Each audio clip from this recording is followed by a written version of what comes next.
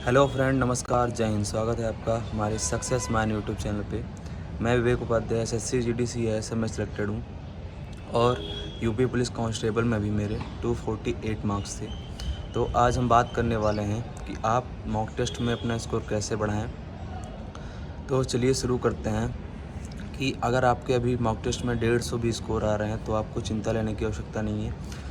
आपका अपना भाई विवेक उपाध्याय बताएगा आज आपको कि आप मॉक टेस्ट में 150 से 240 प्लस करके कैसे आएंगे। If you test me then I will give you a content to achieve 240 plus marks in your exam. Then start. सबसे पहले बात आती है कि आप अपना मॉक टेस्ट लगाने के बाद मॉक टेस्ट का एनालिसिस जो है वो सबसे ज़रूरी है। अगर आप मॉक टेस्ट का एनालिसिस नहीं करते हैं तो आपका मॉक टेस्ट लगाने का कोई भी फ़ायदा नहीं है, सबसे पहली बात।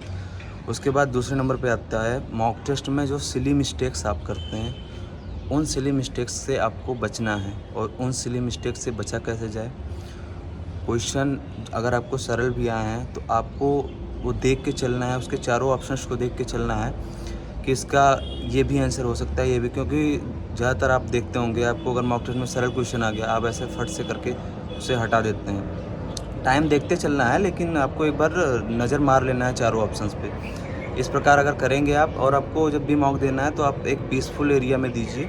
अगर आप लाइब्रेरी में दे रहे हैं तो ठीक है, अगर घर पे दे रहे हैं तो अगर जहाँ पे पीस हो, शांति हो, वहाँ पे आप मॉक टेस्ट लगाइए। इस प्रकार से आप सिली मिस्टेक से बच सकते हैं, जिससे आप 2-4 क्वेश्चन जो करते हैं गलत वो नहीं करेंगे। 8-10 नंबर आपके यहीं से ही आ जाएंगे। उसके बाद बात आती है सेम डे एनालिसिस। अगर आप मॉक टेस्ट लगा रहे हैं तो आपको मॉक टेस्ट को उसी सेम डे में एनालिसिस करना है। सेम डे में एनालिसिस करने से क्या होता है कि आपको, जैसे मैं आज क्वेश्चन अटेम्प्ट कर रहा था, जो क्वेश्चन आपको नहीं आ रहे थे, मैथ के क्वेश्चन मान लीजिए था, तो आपको ये याद रहता है कि इसमें मैं क्या अपना माइंड लगा रहा था, वो आपको याद रहेगा। और वो क्वेश्चन जब आप आंसर उसका देखेंगे, वो क्वेश्चन आपको याद हो जाएगा, तो शायद दोबारा वो आपसे मॉक टेस्ट में गलत नहीं होगा। तो मॉक टेस्ट का सेम डे में एनालिसिस कीजिए। उसके बाद तीसरे नंबर पे आता है कि अपनी कमज़ोरी पहचानें।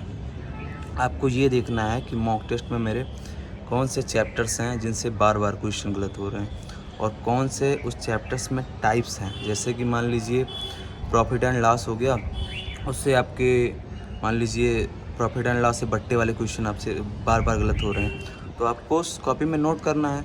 और कॉपी में नोट करके आपका टारगेट क्या होना चाहिए कि जब नेक्स्ट मॉक टेस्ट हो उसमें मैं ये क्वेश्चन ना गलत करूँ।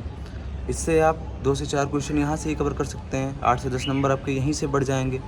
उसके बाद फिर तीसरे नंबर पे बात आती है टाइम मैनेजमेंट और स्ट्रेटजी की, कि हमारा टाइम मैनेजमेंट और स्ट्रेटजी क्या होना चाहिए। सबसे पहले मैं बात करूँगा, मैं अपना जैसे करता था, कि आपका टाइम मैनेजमेंट यहाँ से होगा कि सबसे पहले आप वो कर लीजिए जो आपका कम समय लेते हैं। जैसे कि हिंदी और जीएस हो गया, हिंदी को आप 15 मिनट में कर लीजिए, जीएस को भी आप 15 मिनट में कर लीजिए।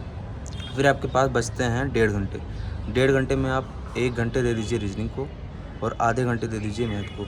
मैं ऐसे करता था, बाकी आपको जो सही लगे आप वहाँ से कर सकते हैं। उसके बाद फिर बात आती है कि आपने जो भी मॉक टेस्ट दिया उसकी आपको एक नोट्स बना के चलना है।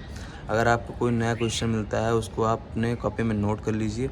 और आपका मॉक टेस्ट का मोटिव एक ही होना चाहिए कि जो क्वेश्चन मुझसे इसमें गलत हुआ है मैं अगले मॉक टेस्ट में नहीं करूँगा।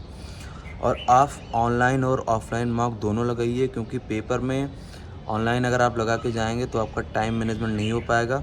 क्योंकि हमारा गोल तो पेपर ही है ना, कि अगर आप यहाँ मॉक टेस्ट में अगर आप 250 260 ला रहे हैं और रियल पेपर में आप 200 पे ही अटक गए, तो क्या फ़ायदा बनता है मॉक टेस्ट लगाने का। तो ऑनलाइन और ऑफलाइन दोनों मॉक लगाइए। और जब भी मॉक लगाइए तो आप एक रिलैक्स माइंड से होकर लगाइए। एग्ज़ाम हॉल की बात नहीं, कि एग्ज़ाम हॉल में थोड़ा बहुत प्रेशर बन जाता है, लेकिन आपको अपने माइंड को रिलैक्स करके चलना है। अगर आप रिलैक्स माइंड से मॉक टेस्ट लगाएंगे तो निश्चित ही आप बहुत अच्छा स्कोर करेंगे। तो चलिए, अगर आपको यूपी पुलिस कांस्टेबल या एसएससी जीडी से कोई भी सजेशन लेना है या कोई भी प्रॉब्लम आती है तो आप मुझे कमेंट में बता सकते हैं। बाकी आप आपके अपने भाई का चैनल को फॉलो करना मत भूलिए। चलिए, मिलते हैं आपसे नेक्स्ट वीडियो में। जय हिंद, जय भारत, जय Shri Ram. All the best.